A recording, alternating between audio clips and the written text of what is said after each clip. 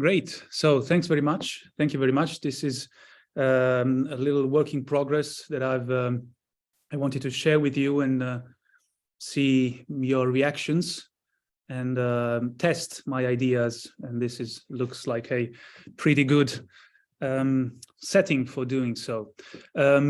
Was Herodotus a model for Ammianus Marcellinus, the case of the Battle of Adrianople? First of all, let's start with our main protagonist, in this case, Ammianus Marcellinus. So, since it is, he is, of course, a Latin historian, actually a historian writing in Latin in late antiquity, in the 4th century, I'll introduce his writings and his Res Gestae, and then go on to discuss what exactly is the connection between the Battle of Adrianople and Herodotus. So he was an officer in the Roman army from 350, approximately 350 to 363. He traveled extensively after retirement and wrote the Res Gestae, a history of Rome from the accession of Nerva in 96. He was thus, in some ways, a continuator of Tacitus, even though he did not write in the same manner as Tacitus, and ended his history with the death of Valens in 378. And this he says at the very end of his work in book 31:16-9. The first 13 books of his work are not extant, so we have only book 14 to 31, which describe the Roman military and political history from 353 to 378, which is a very short span of time if we consider the whole of his work. So it means that the beginning was much more sketchier. So these are the years that Ammianus knew personally. The Emperor Julian, who was sole ruler from 361 to 363, was some kind of hero for Ammianus and in a way a climax of his history. But then he decided to end the narrative with the death of Valens and the Battle of Adrianople in 378. So for him, this was a turning point in the history of the later Roman Empire, not only because of the devastating defeat of the Roman army at the hand of the Goths, but also because the emperor himself was killed in the battle. And here you have a couple of 3 references actually to some essential bibliography on Ammianus. We'll have a last slide with some other titles as well. Especially Tim Barnes has explored the importance of the phrase that Ammianus uses at the end of his history, where he said, "Ut miles quondam et Graecus," so once a soldier and a Greek. Here is a map of the Roman Empire at the time, and at the end of the 4th century, with the Adrianople with a red dot in the middle of Thrace. And you can see this is modern Edirne, so ancient Adrianople, which is today in Turkey, in the very western part of Turkey. We are told by Ammianus himself that his native language was Greek, as I was saying earlier, but he was an educated army officer, so he knew Latin very well, and he decided to write his history in Latin. Of course, in the 4th century, the language of the army, as well as the law, was Latin, but in the East, people, of course, spoke Greek, and it has been assumed, even though it's not completely certain, that Ammianus himself was from Antioch, a Greek-speaking city in the 4th century. So why have I chosen the Battle of Adrianople as my case study? Actually, I was reading the description of this battle in Ammianus for a course I did on late antique history last semester. And while reading the text of Ammianus, my feeling was that some section of his narrative are modeled on Herodotus' description of the Battle of Thermopylae in book 7. And here is a couple of images of the Battle of Thermopylae, the first one by Jacques-Louis David in the Louvre. and another one more pop and well known to many of you, I suppose, from the 300, the movie by Zack Snyder. There is, of course, no need to offer a historical overview of the Battle of Thermopylae in the context of the group of Herodotean scholars, apart from recalling perhaps that it was 480 between Xerxes' Persian army and a small contingent of Greeks, led naturally by Leonidas, King Leonidas of Sparta. But I guess I do need to add some little context, historical context for the Battle of Adrianople, which occurred 858 years after Thermopylae. So in the 370s, a new population from the steppes of Central Asia, the Huns, started devastating the territory of the Goths, and these were mainly Goths called Tervingi and Greutungi. These incursions of the Huns caused fracture within the political unity of the Goths and led masses of populations pouring towards the frontier of the Roman Empire on the Danube. They descended there around 376, and it caused basically a refugee crisis. At that time, the emperor of the eastern part of the empire, so Valens, was gathering his troops to start a campaign against the Persians, or rather Sasanians as they were known at the time, and was stationed at Antioch. There was much consultation and attempts to understand what was happening on the border, and this and finally, Valens decided that the Romans should allow the Goths to enter the Roman soil, because he needed them for his military campaign, but also for a crisis in manpower. So his plan was to give them also some arable land. The Goths started crossing the Danube, which took several days in summer 376, and this is all described not only by Ammianus Marcellinus, but also by other historians and some rhetoricians of contemporary rhetoricians. And our sources, especially Ammianus, focuses a lot on that, report stories of corruption among Roman soldiers and administrators, which is one of the reasons why at some point the Goths started to revolt. And actually the promises made by the emperor to the Goths were not fulfilled, and many Romans exploited also these populations to acquire new slaves. So the rebellion started, and the Goths massacred the guards at the city of Marcianople, and later slaughtered also a small contingent of gathered by Lupicinus, the comes pertrachas of the Romans. So now the Goths were free to ravage the countryside of Thrace. And at the same time, also other, not only Goths, Gothic populations, but also other barbarians, as the Romans, the Latin writers called them at the time, joined this rebellion. A first battle took place at a location called Ad Salices, so by the willow trees, in late summer 377, and this was a terrible battle that crippled both Romans and Goths. And the problematic fact was that the Romans did not win a crushing victory. And so Noel Lenski wrote in Failure of Empire, what had begun as a controlled migration of a limited group of Tervingi had thus snowballed into an avalanche of rebels loosely united around the original Gothic core. Now Valens set off from Antioch only in April 378 because of the various troubles in the east with the on the border. He arrived in Constantinople on May 30 and headed west on June 11th.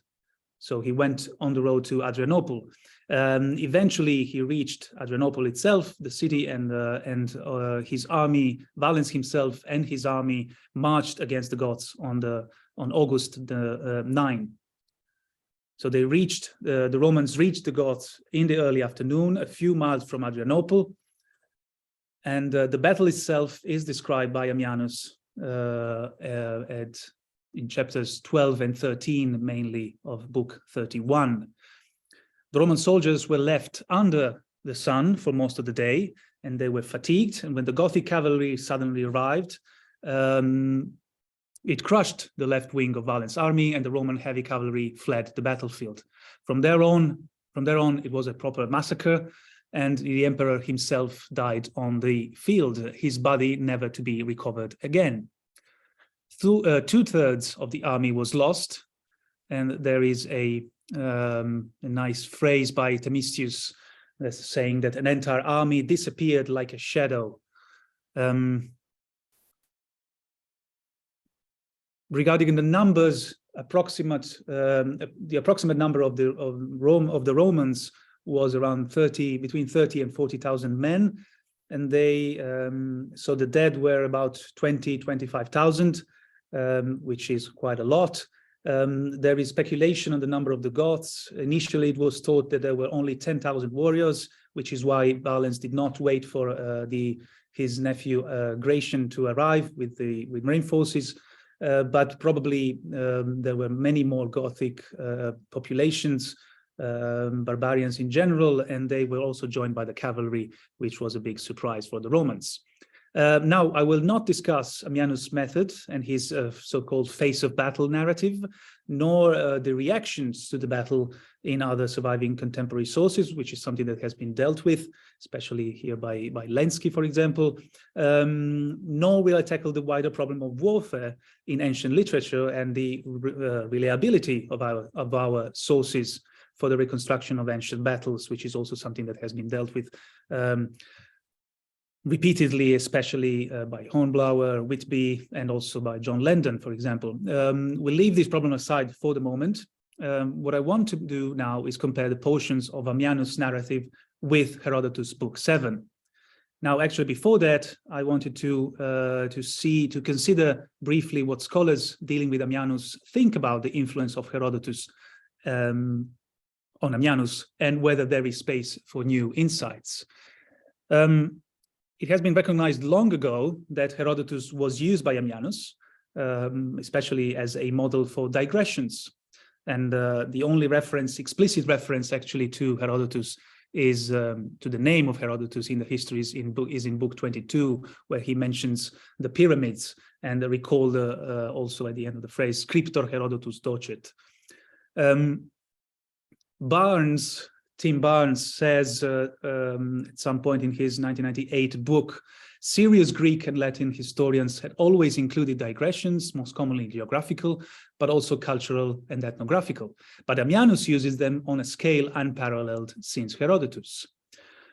On the other hand, it has also been noticed that, as Guy Sabat wrote, that actually Herodotus was not a historiographical model for Ammianus, and this has been explored also by other scholars, and especially in one very influential and important article by Charles Fornara in 1992, Historia, where he claimed that Ammianus displays very little active memory of the best Greek writers, that he had once read them or that he read them more than once need neither be affirmed nor denied. Fair enough. This I agree with that. The essential point is that he draws no apparent direct inspiration from the canonical texts of Herodotus, Thucydides, Demosthenes. Interesting though he is in calling up the substance of ancient historical episodes presented in them. Felix Racine, in one of the chapters of the Brief's Companion to the Reception of Herodotus, also recalled that Ammianus probably knew his Herodotus only through an intermediary source, and possibly Valerius Maximus. Moreover, I went through the philological and historical commentary on Ammianus Marcellinus, book 31, which is the last book of this commentary by various Dutch scholars, and there is no mention of the Battle of Thermopylae when discussing chapters 12 and 13 and even other chapters as well. Of book 31. So in general, scholars believe that Ammianus was not influenced by Herodotus, apart from his use of digressions, which is kind of a general thing and not a specific use of his text. Scholars think that there were rather intermediary Latin sources for the historical events that are recounted by Herodotus, but also by a number of other later historians and writers in general, both Greek, but especially Latin. Now, only Landon, in his article, Battle Description in the Ancient Historians, specifically in part 2, at page 155, makes the connection between Herodotus and Ammianus when recalling that Dionysius of Halicarnassus picked up Herodotus' way of ending battles. Keep this in mind. And long after him, Procopius did as well.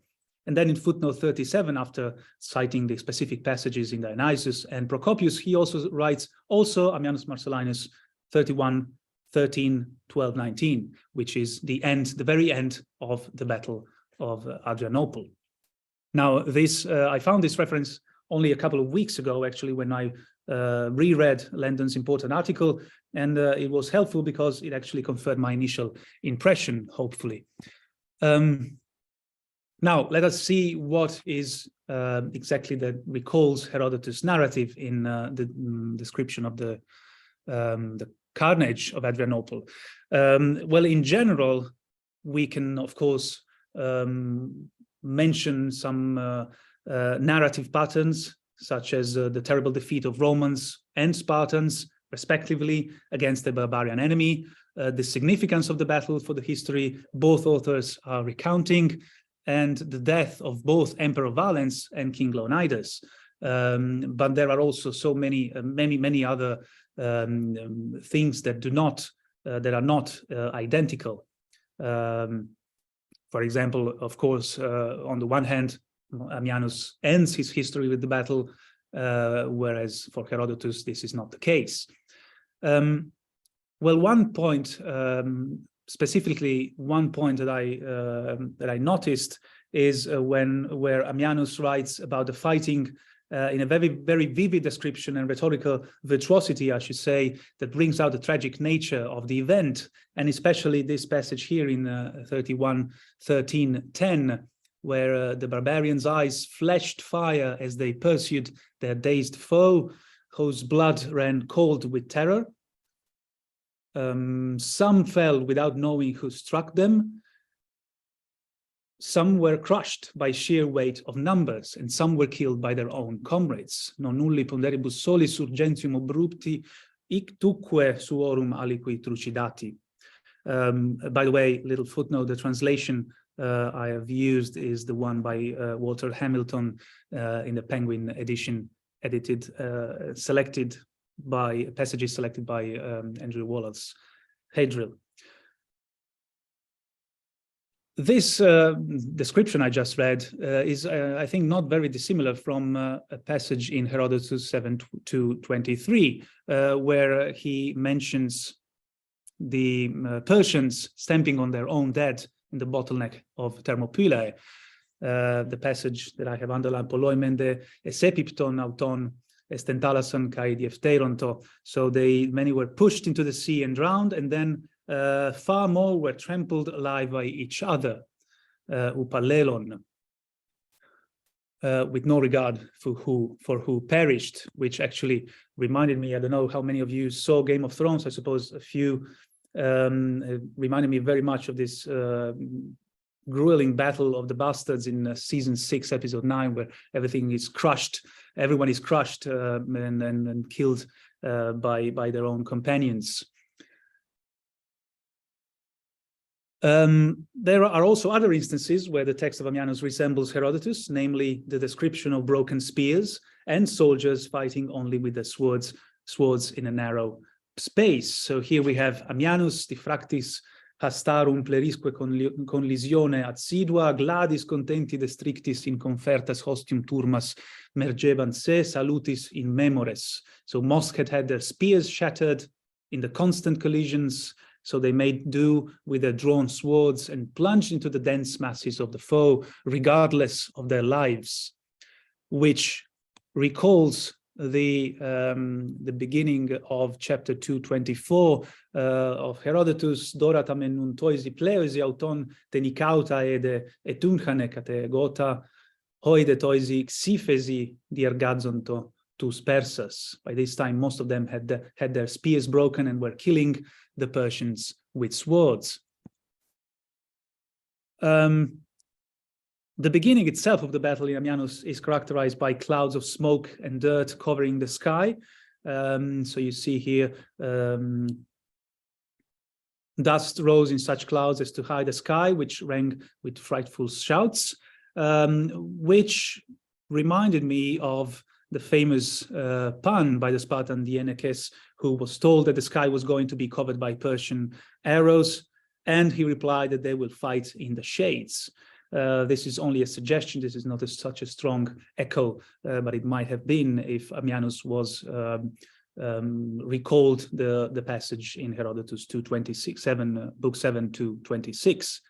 But more prominently, chapter 13:18 of book 31 is actually the end of the battle. And here Ammianus writes about the illustrious men who died at Adrianople. And he says that among all the distinguished men who perished, Trajan and Sebastian were outstanding. With them fell 35 tribunes, and so on. So listing a number of people, a number of soldiers and officers actually that perished in the battle of Adrianople, which is very much like the, again, chapter 224 in book 7, there is a famous passage of Herodotus where he says that in this struggle, Leonidas falls, having proven himself a brave man, anergenomenos Aristos, and with him other renowned Spartiates, and so on, with the 300 names that he had learned, but he does not tell, actually, which the translation here, I have taken the one by John Marincola in his the Historian's Hero, where he discusses also the whole passage in a very intelligent and learned way. So, in fact, Herodotus dedicates an ample section of book 7, as you probably know, to the aftermath of the Battle of Thermopylae. This is from 224 to 232, including a discussion of the Persian noblemen, which is a way of emphasizing the significance of the battle and the aristeia of Leonidas and his men. In Ammianus, however, there is no mention of noble Goths, perhaps because he did not linger on the possibility that there could have been noblemen among their ranks. And in fact, just before the beginning of the battle, he emphasizes the lack of dignity of some emissaries that are sent from the Gothic camp to Valens on the eve of the battle. They are sent back empty-handed. They were asking for peace because they are not considered noblemen. And finally, the last section of chapter 13 in Ammianus, book 31, the closing remarks on the battle itself, et certamina multa fabulose nenie flevere Grecorum. So when many disastrous struggles are recorded with grief in the legendary laments of Greece, could be, of course, a general reference to Herodotus' narrative in book 7. But if we consider the term nenia, the funeral lament, we can trace perhaps a more specific reference to the numerous epigrams that Herodotus mentions at 228, which represents a sort of appendix to the description of the Battle of Thermopylae, and especially the two famous epigrams, one for all the Greeks and another just for the Spartans. And then there is one also for the Megistias.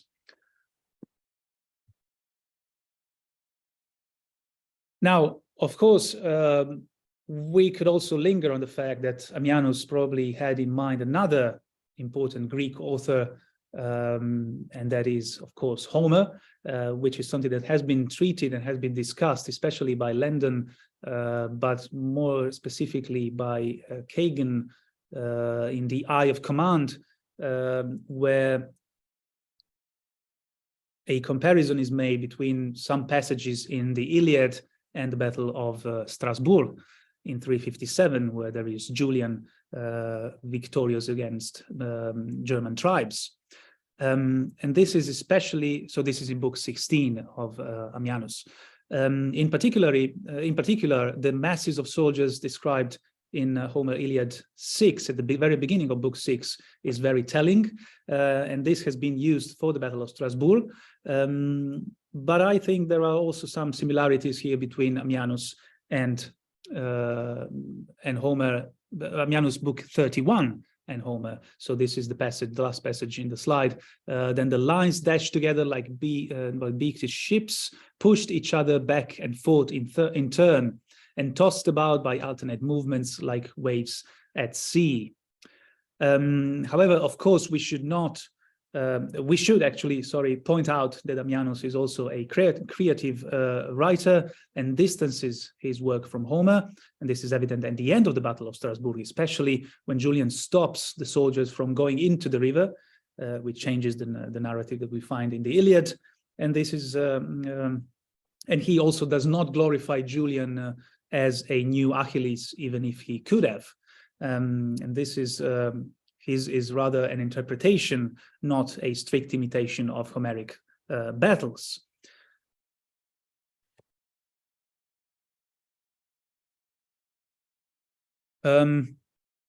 Similar considerations can also be made, I suppose, for Herodotus, for example.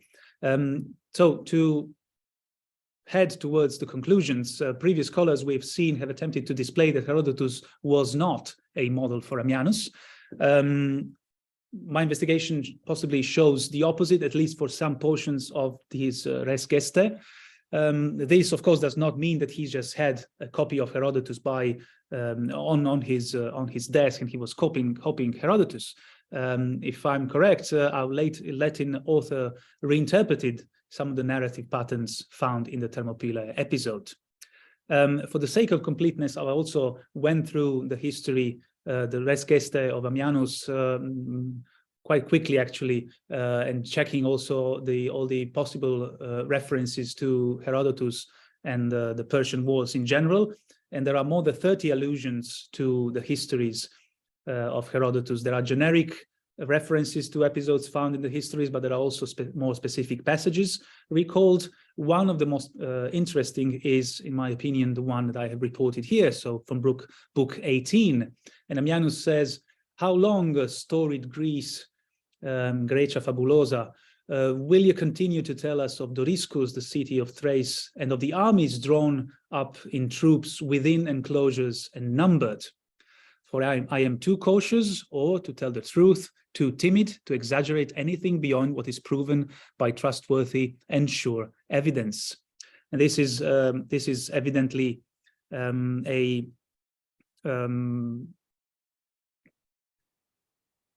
judgment in general, perhaps, on the work of Herodotus, but also a methodological remark by Ammianus himself. And the reference here is naturally to book 7, 5960, where Xerxes amassed his army on the beach near Doriscus in Thrace in order to count the number of soldiers, exarithmesai ton straton, and they were counted by the 1,000, which is something that has been doubted. But there are some interesting remarks by Pietro Vannicelli in his commentary for the Valla.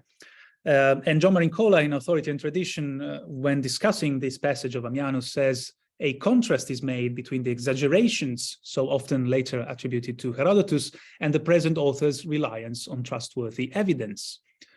Fidei testimonia. Although methodological, the passage also demonstrates emulation and rivalry, comparing Ammianus' own adventures with a canonical event from early Greek history.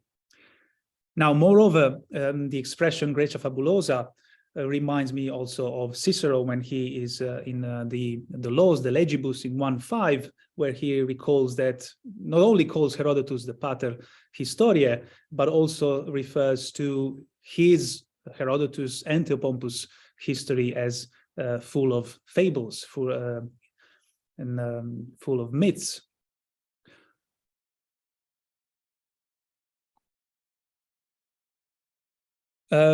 here is how Ammianus himself actually described his method at the beginning of book 15, focusing on the reliance on autopsy and the questioning of direct witnesses. And this is a methodological passage that has been exploited repeatedly. For obvious reasons, Ammianus himself did not take part in the Battle of Adrianople, but following Polybius's rule, he inspected the battlefield a few years later, and while composing actually his history, which perhaps I didn't say, he finished it around the year 394, so by the end of the 4th century.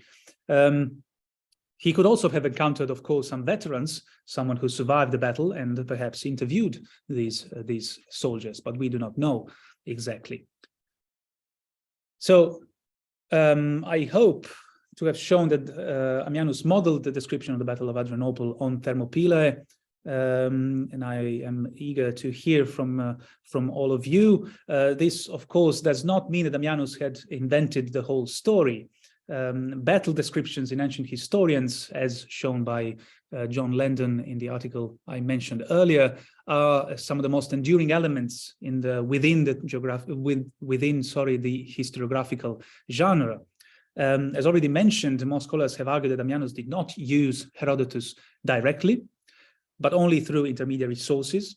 But quoting from memory has not been properly considered, as Hans Teitler noticed in the article that I have reported here. And this would explain also the disparities between Ammianus' text and Herodotus' narrative. And he says, paradoxically, slight disparities like the ones we have encountered can arguably be taken not only as an indication that Ammianus was not very familiar with Herodotus, but also as a sign that Ammianus knew, or at least thought he knew, his Herodotus so well that he relied on memory to borrow from him. In general, the portion of the text I have considered shows, in my opinion, that he was actually relying on a dramatic episode from the Histories to describe in his own way another, even more significant battle that had a strong impact on the later Roman Empire. And it also displays, in my opinion, the endurance of Herodotus' narrative, even in a late antique author writing in Latin 8 centuries after our historian from Halicarnassus. Thank you very much for your patience. And here is the essential bibliography.